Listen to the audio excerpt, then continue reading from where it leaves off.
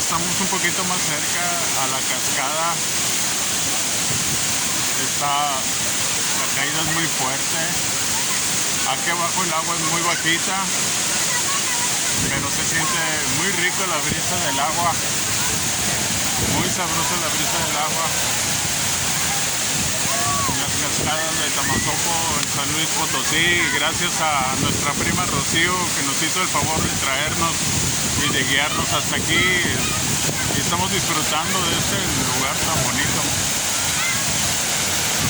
Acá anda Claudia.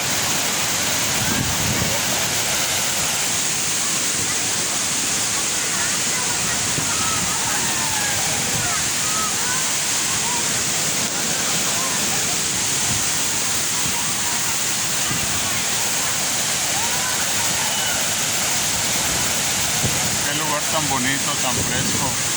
Muy lindo lugar.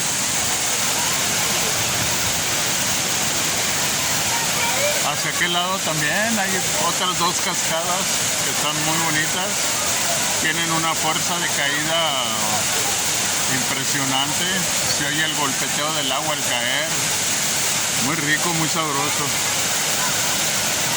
Y este es todo el lugar de la zona de la cascada de Tamazopo. Estuvo muy largo el camino, pero muy bonito, muy entretenido, cotorreando con Rocío todo el camino, pasándola bien.